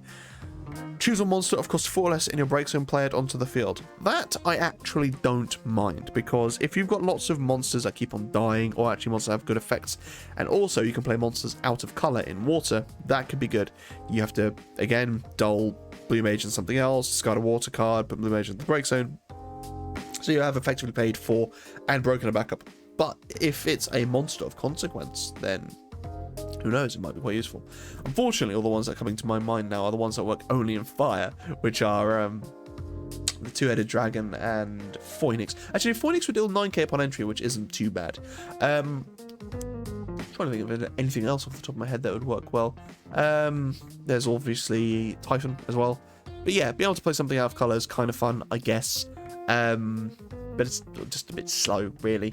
If that had an entry effect of, discard a water card, pay 2, something like that, then that would be quite fun. But yeah, not so, unfortunately. Agrias, a 1CP 3k knight. When Agrias enters the field, choose one forward or cost 3 or less your opponent controls. If you control 2 or more job knight, return to its owner's hand, damage 3 each, gains 4000 power. I think I still prefer the 5CP EX Agrias. Can become a 7k, can bounce something. Not sure that's enough in my opinion. Anima. Now, this is a card. And finally, we finally got Anima. Yay! And it's actually a good card. Choose one forward opponent controls, remove it from the game. Your opponent draws one card. If the CP cast play Anima was used by backups, you also get a draw card. Just remove a forward. Doesn't matter what it is, remove it. Your opponent gets to draw a card, sure, but, you know, that's not the end of the world if they draw a card. Removing any forward you want for 3 CP with Yuna, 2 CP. That's pretty damn good in my opinion. Varn. When Varn enters the field, choose one forward opponent controls. If you control 3 or more Job, Pirate, and or Cardman Viking, it loses 8,000 power to the end of the turn. Yay, we finally have a Pirate Varn that's actually worthwhile playing. Simple as that. Warrior of Light. This is what I was referring to earlier. So, when Warrior of Light enters the field, you may search for 1 Job standard unit and add it to your hand. If you control 4 more Job standard unit, the forwards other than Warrior Light you control gain plus 2,000 power. Shield of Light, S. Warrior Light gains plus 5,000 power until the end of the turn. I really feel like Warrior or Shield of Light should have buffed everything, maybe everything by 3k rather than just himself, but I don't know. Yeah, I really like the card. I don't know how playable it really is though. I'll be perfectly honest with you, yes, it's an EX burst, so you can EX cards to the top of your deck, but I almost feel like I'd rather play the Opus 1 Warrior of Light, which buffs all your forwards, all your standard units by plus 2k and gives them first strike. That's pretty significant. Yeah, they gain, you get to add something to hand, or get to search something, to be fair, so you get to problem fix, and you can potentially protect himself, but if instead of having Shield of Light as an S, you just have a summon to protect your Warrior of Light, then kind of does the same job, right? Clever, again, really good. Kurilla, right, more knights. If a job knight forward other than Kurilla you control is dealt damage less than its power, the damage becomes 0 and set to have minimum effects on all knights. That is pretty decent. And then when Kurilla enters the field, reveal the top 5 cards of your deck, play up to 2 job knight with a total of cost 4 or less among them onto the field, return the other cards from the bottom of your deck in any order. That is so strong. Being able to play just 1 knight of cost 4 or 2 knights of 2? Oh my god, that's so strong. Lastwell and Charlotte, when you just play Kurilla and maybe you already control Garland from this set. So you get to deal 5k twice and dull and freeze 2 things. That is so strong. If you've already got Lastwell on the field, Kurilla into 2 other forwards, you can dull and freeze 3 things. That's so strong. It works so well with ice. It's just insane. And also protects them as well. Yes, I've always enjoyed knights, but yes, I like this card a lot. Siren. I really like this card as well. To be honest, Water got a lot of fun cards. I think Water and Ice got some of the strongest cards. So when 1 or more forwards you control are chosen by your opponent's summons or abilities, you may put the top card of the deck into the break zone. If the card put into the break zone is not a forward, cancel its effect. And damage 3, if Siren is dealt damage, reduce damage by 1,000 instead. So works in monster decks mostly because that's the deck you're most likely to not have many forwards in. But the problem is that you're not going to have many forwards, so you don't really want to put Siren in there. If there were a monster deck which only ran like, I don't know, like 3 backups, then maybe. But yeah, it's hard trying to fit it into deck, but ultimately, maybe just a really heavy summon deck as well. A Folka deck back in the day, this card I think would have got played with that because you're just running stupid amounts of summons. What you would take out in place of this, I don't really know, but yeah, it's really good. Also, you have to bear in mind that you have to put the top card of the deck into the break zone as well, which isn't amazing. So you want some means of maybe recursion. I was going to say maybe it work well with Vikings, but no, if you're putting Vikings into the break zone, then you're not going to be getting Siren's effect, which isn't amazing. So yeah, weird card. Reads really well, but what you put it in, I'm not sure. Probably one of those cards just to experiment with and see what happens with it. Severus Snape. A black mage in water, which is fun. When Severo enters the field, choose 1 forward of cost 4 or less your opponent controls. Yeah, sorry, I had to reread that. Return it to its owner's hand, gain a crystal. So you get to bounce something, gain a crystal. That's alright, I guess. And then pay 3 water and 2 colorless. Dull, put Severo into the break zone. Choose 1 forward, put it at the bottom of its owner's deck. I'm not sure about that. I get that you get to put it at the bottom of its deck, but the fact that it's basically 6 CP, which means that you can't even use all your backups, you have to use more, and you put Sever into the break zone. That's a bit of a tough sell in my opinion. It's a black mage, so it can work well with the likes of Vivi, maybe. But yeah, 3 water, 2 and a dull, and put him into the break zone. I guess it's useful for a situation where you want to use him, and I guess you flay him onto the field, you gain a crest, you bounce something. It's alright, but 9 times out of 10, if you're bouncing something, your opponent just replays it, and if it's got an entry effect, you didn't want to bounce it anyway, so yeah, not sure about this card, unless there's something else you can utilize it with, potentially. Chime. At the end of each of your turns, if you control 5 or more backups, draw one card. It's a good thing water doesn't have really good, efficient ways of getting to backups, isn't it? Yeah. Wow. Just drawing a different card at the end of your turn, like water needed to accelerate any faster. I mean, I say that, it is still a 5 CP backup. But still, the potential of drawing a card every turn, if your opponent doesn't have a means of character breaking, then in water, it's not going to be hard to get to this at all. Given that you've got so much stuff like Astrologian, Loporit, Sara into whatever, it's just, oh my god, this is so, like, I don't know if Chime would actually get played that much, but in theory, it's not hard to get to 5 backups really quickly in water. And then just drawing a card every turn anyway. Yeah. Yeah. What?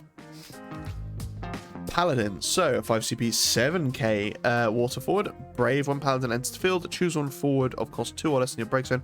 If you control 2 more drops, then you play it onto the field. That's not too bad. Yeah, choose one forward of cost 2 or less. So it doesn't matter what element's in, doesn't matter what job it is, anything like that. You just play it onto the field.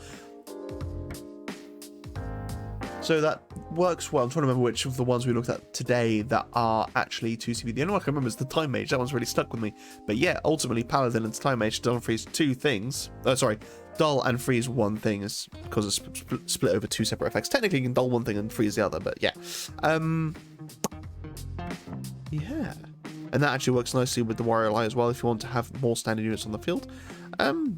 Yeah, just being able to play something onto the field when you have enough standard units is not too bad, in my opinion. Yeah, I'm just trying to think about the best way of getting these standard unit backups. To be honest, it's probably just through things like Miner and Loporit, which are standard units in and of themselves anyway, but they also help you filter to find more backups, probably of standard units anyway. So, yeah, it's not bad to be able to keep on replaying stuff. It's 5 CP though, so that kind of sucks. Piranha. Already gone over this card. It's not great. Oh well. Faris. When Faris enters the field, you may remove 1 forward you control from the game. When you do so, your opponent takes 1 forward they control, put it in the break zone. You remove a forward versus them putting into the break zone. That's alright, I guess. It depends on what you're removing. But ultimately, it's 1, another warrior like backup, 2, another pirate, and 3, actually very, very cheap removal for considering it's 2CP water backup. Good if you have like the little monsters that break at the end of turn. Water Drake, is it? So you make it into a forward, you attack with it. At the end of turn, it would break, but then you remove it with Faris. So, you know, works nicely with those monsters. And yeah, to be honest, that's probably the best utilization of that. Fulker. So remove Fulker from the game. During this turn, your opponent may only declare attack once. Right, and then damage 3 Fulker gains during your turn. Fulker cannot be chosen by your opponent's summons or abilities, and during your turn, if Fulker is dealt damage, the damage becomes 0 instead. Interesting. So at damage 3, she can just block as many times as she wants anyway, so you wouldn't remove her from the game because, yes, your opponent can attack more than once, but she doesn't receive damage. And yeah, can't be chosen by summons or abilities. That's weird, but really good. So yeah, I don't know, just fun card, I guess. And make it so you can put on your opponent may only declare attack once is strange. I guess it's useful if your opponent is running like a 13 deck, or just stuff where they get other utilizations of it. So like dull and freezing off of Snows and what's his name, Alcid as well. Yeah, interesting. Miwa, weird. Back attack, 2 CP, 5k water forward. When Mirror enters the field, activate all the forwards you control and negate all damage dealt to them. That is significant because negate is not a keyword used very often, which means that for those that don't know, negate wipes all damage off of it. So it's not like setting 0, it's just removing that damage whatsoever. So it's as if it had no damage dealt to it, which is pretty cool. And damage 5 when enters the field. All the forwards you control gain plus 2,000 power into the turn as well. So yeah, I'm liking these back attack cards. I think they are very, very fun, and they have some really cool utilizations, and Miwa is definitely one of them. Yuna, so 2 CP 5k. When Yuna enters the field during this turn, the cost required to cast your next card named Tidus is reduced by 2. It cannot become 0. When card named Tidus enters your field, choose one summon your break zone, add it to your hand. This effect will trigger once per turn. So works nicely with the new limit break Tidus, obviously. It just works with other Tidus as well. I was thinking of the starter deck DFF Tidus. When it enters the field, you get to bounce something in crystals, draw cards, whatever. But yeah, I feel like it's a bit limited. So when Tidus enters your field, choose one summon in your break zone, add it to your hand. If you have a means of bouncing one of your own forwards back to your hand repeatedly and then keep on replaying the Tidus, maybe it's alright, but yeah, I don't know. Being able to play Yuna and then straight into the 3-cost unblockable would be quite fun. Because you effectively get 2 forwards out of it, one of which can't be blocked, and then also getting a summoning break zone. So, you know, that's something. But yeah, there's a lot of variables in there, or a lot of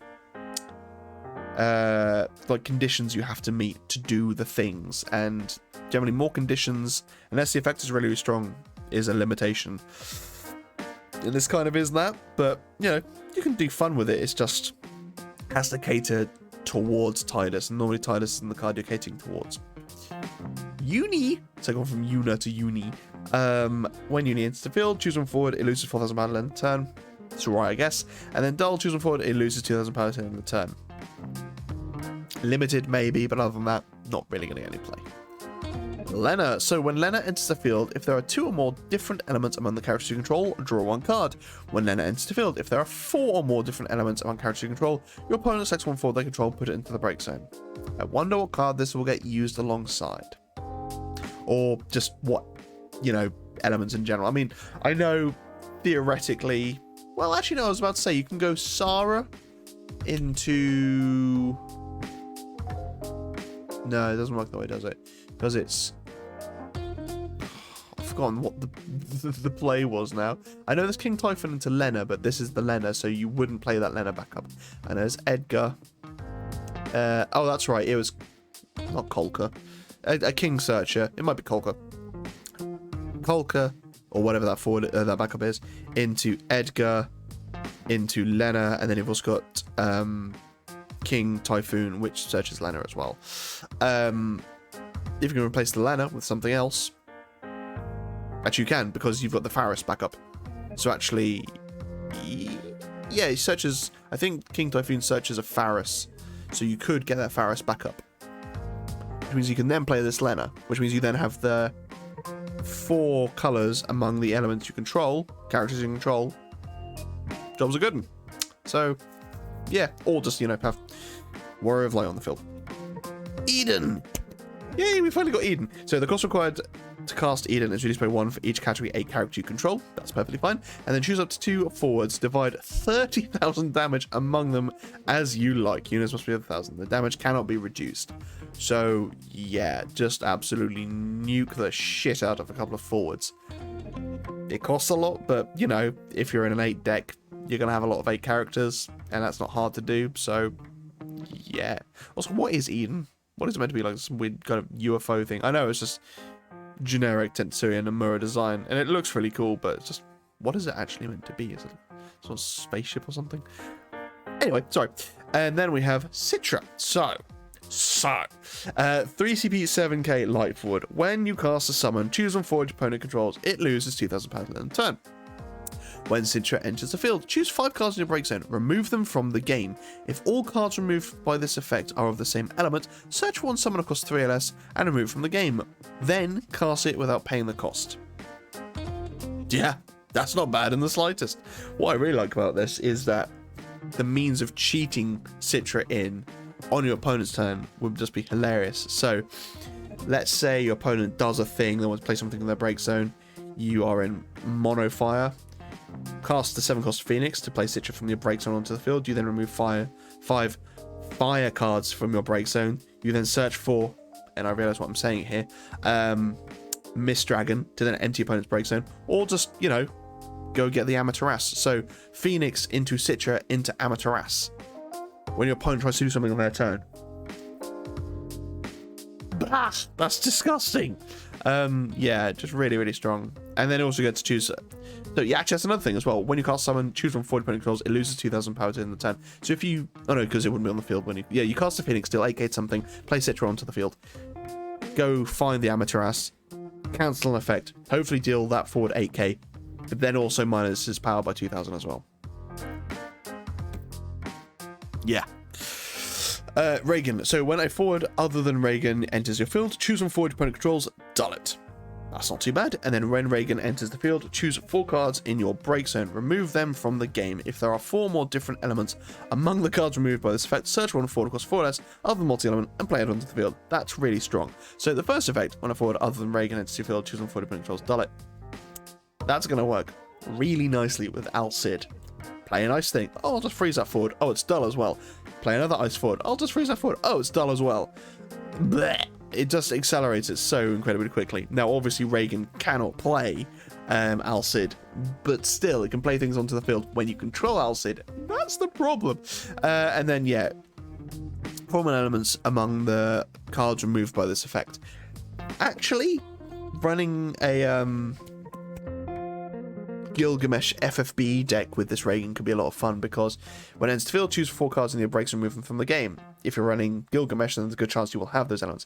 Just bear in mind you want to keep those elements in the break zone for Gilgamesh FFB, otherwise you'll be reducing his effects, which you don't want to do. And then if there are 4 elements among the forwards, search one forward across 4 less multi-element and play onto the field. And that's just, yeah, searching any 4 cost. There's a stupid amounts of 4 cost forwards that are really, really good.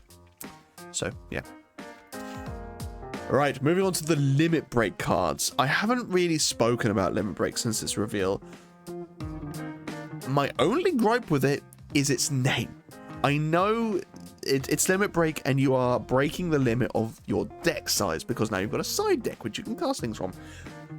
But limit breaks to me should be reserved for, or basically S abilities should have been called limit breaks, in my opinion. It should have been like, you know, big bunker buster type attacks. So the fact that they're called limit break cards isn't great to me. What you should have called them, I don't know. But yeah.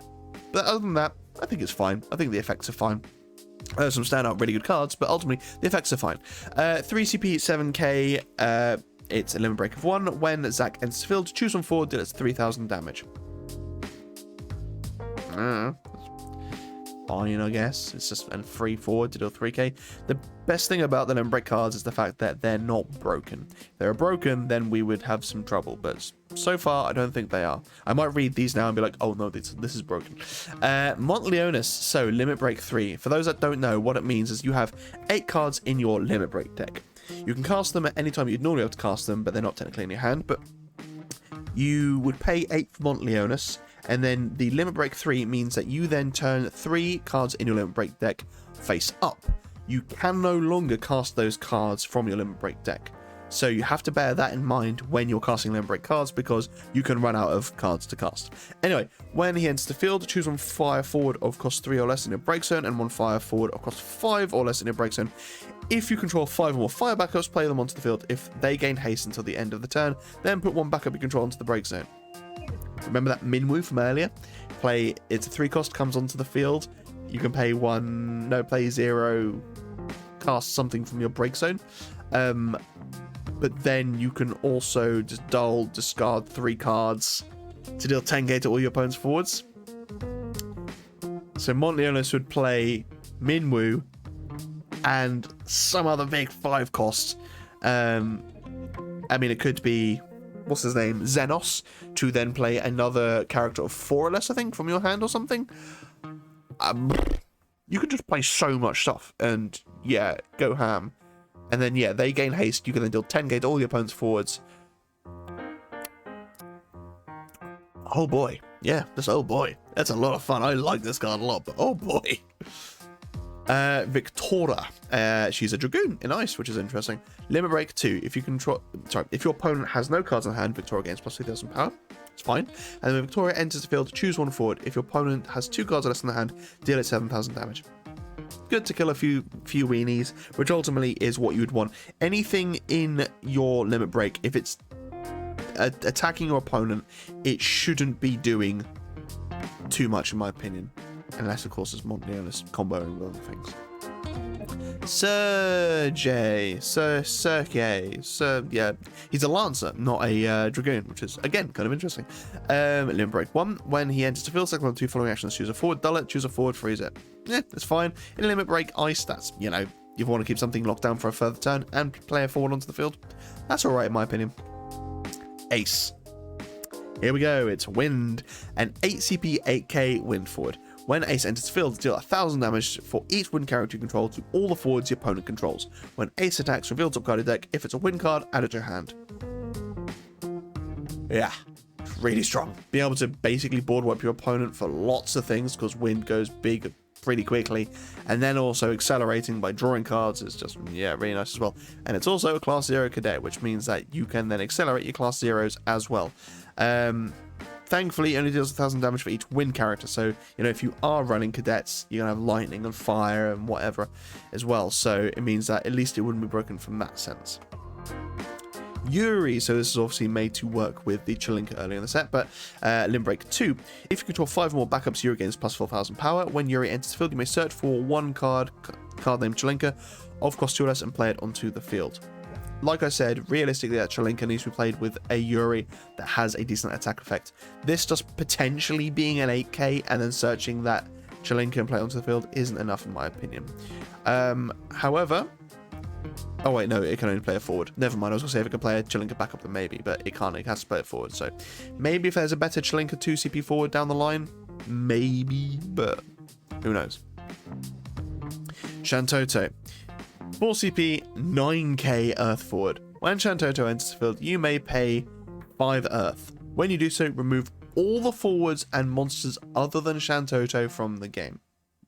And it's a Limit Break 7, so this would be your only Limit Break card you could cast, because you have 8 Limit Break cards. One of them is obviously Shantoto, the other 7 get used as payment. So having a pocket Shantoto is really nice. You just have to bear in mind that you wouldn't be able to use any of your Limit Break cards anymore, and it's probably only really usable mono Earth. Well, that's not actually technically true. You could easily have 5 CP worth of Earth cards in hand. Let's say you've got 2 Earth backups and 2 Earth cards in hand. You use the Earth, one of the Earth backups as part of Shantoto's payment, discard something, 2 backups, one of which being Earth, play Shantoto onto the field. You then play 2 Earth cards from hand and 1 Earth backup again to then completely board wipe. So actually don't have to be mono Earth at all. Yeah. It's a nice alternative. I'm glad that there is an alternative to Shantoto. I'm glad it's hitting monsters as well. But yeah, I feel like a card like this with the name Shantoto is trying to get people to stop playing Shantoto to diversify a little bit more. Whether or not they will, I don't know. But yeah, ultimately, if you're on Earth, why wouldn't you run this card? Mart. So, another monk. Limit Break 1. Brave. When Mart enters the field, until the end of the turn, all the forwards you control gain plus 1000 power and Brave. Meh. Maybe, I mean, if you're running a monk deck, it's probably worth running it anyway because of the fact that it's just another monk you can play onto the field and gain effects from, but ultimately the best bet was always to play Yang into Mart to get Ursula. So yeah, it's alright, but it's not amazing. Cloud. So Limit Break 2. When Cloud enters the field, choose one forward of cost 3 or less, break it. A bit limited, but like I said before, because it's not instant speed, but because of the fact that you have access to this at any point, it shouldn't be broken in how much it can break. And then Limit Burst, ironic, isn't it? It's called Limit Burst on Limit Break. S and 4 Lightning, dull, choose one 40 opponent controls, break it, Cloud deals your opponent 1 point of damage. That is a good S ability. I like that quite a lot. It's expensive, but breaking anything and then also dealing a point of damage is pretty significant. Lightning. I swear we've had this Lightning artwork used before in like Opus 1. I might not, you know, let's just quickly look, shall we? Alright, goodbye, Hidden Hope. You get to see how bad I am at typing now. Congratulations. Why did I type that? So I think I'm thinking of this one, which is similar, obviously. Or this one. Yeah, they're all just very similar cards, aren't they? So Oh well, but yeah, let's actually read the card, shall we? I've got to go in the bottom. Whee! Spoilers. Spoilers for the cards that have already been spoiled. Where are you, Lightning? There you are. Yeah, they just look very similar to everything else. Anyway, yeah, sorry. Limit Break 2. When Lightning enters your field, choose a Lightning summoning break zone, add it to your hand. That's alright. It's 1 CP more than the Lulu, and only gets Lightning summons, but in a Limit Break deck, that's perfectly fine. Tidus, so mentioned the unit earlier. Limit Break 3, and then when Tidus enters the field, if you control 8 or more forwards and or backups, you may pay 3 water. When did I say 8 upon entry? It's not 8. Oh no, he's a 5 CP entry. Sorry. Well, oh god, I'm getting muddled. If you control 8 or more forwards and or backups, you may pay 3. When you do so, choose 3 of the 3. Choose 1 forward, put it at the bottom of his opponent's deck. Choose 1 backup, put it at the top of his opponent's deck. Draw 2 cards. I really like that effect. It's a high cost, but personally, I don't have a problem with that. It's a Job Guardian as well, so it works with the Wind unit if you wanted to play that. But yeah, ultimately paying 8 CP to basically get rid of 2 things and then drawing 2 cards. You have to have 8 things on the field already, but that's in water. You've got so many monsters. I mean, you can go from 5 backups, or just 5 backups, to 8 characters with just 1 realm, and search 2 monsters. So, not hard at all. And not to mention the fact you've got so much acceleration and draw. You've got Vikings as well, which work really, really nicely. So, yeah, I don't see there being a problem with this. Yeah, I quite like this Tidus. Leo. When Leo enters the field, draw a card. Boring, but, again, just a Limit Break card, so it can't be broken. Little Leela. When Little Leela attacks, choose 1 forward opponent controls, it loses 7,000 power to the end of the turn. 5 CP, 8k. Yeah, that's pretty good. Minus 7k to a forward, regardless of his power. That's just good. And there we are. That is it. Yes, there is no Limit Break light card. Typical. That is Opus 22. Hidden Hope. There are a lot of fun cards this set. Last set I was not disappointed, but there wasn't as much that I had fun with. But this set, with the inclusion of the Limit Break deck, and especially water this set, there are so many fun effects and so many fun combos to get off this turn. To get off this set. I'm really looking forward to playing around with this, especially that ace. That Limit Break ace is going to be a lot of fun to mess with. Obviously, like I said, the Minwu works really well with it, but just a 3 cost and a 5 cost, and then giving the most haste. Yes, you have to break it back up, but yeah, that's fine. If you've got, I don't know, Garland on the field, you get to... Actually, was it removed? Let's just check. I think it might have been removed, actually, wasn't it? No, so you get to draw a card off of the Garland as well, so... Yeah, either way, I am really looking forward to the set. There are lots of janky effects. I think water got some of the most fun effects. Ice definitely got some buffs, some big buffs. And I don't know, water got fun stuff. Lightning with the 8 engine got a lot of good cards as well. How meta they'll be, I can't really say, but yeah, I just really like a lot of the cards in this set. You've got so many cards I keep forgetting about, like Guido and things like that, that are just fun to play with. Red Ass as well for Skypipe. Maybe Skypipe's going to see a resurgence as well with this card. There's just so many interesting cards from this set. But yeah, let me know what you guys think. What cards are you looking forward to playing around with? What archetypes are you going to mess around with? Maybe more Warriors of Light. Oh, he's a Warrior. He's a Warrior. I didn't realize that. Yeah, Warriors of Light. Maybe some Gilgamesh stuff. Maybe some Vikings. I don't know. There's so much you can do with this set. But yeah, just a lot of fun. Anyway, thank you so much for watching my very, very long video. That's like nearly 2 hours, I think. Please make sure to like and subscribe. It takes a long time to record these videos. I'm going to go and sleep now. Goodbye.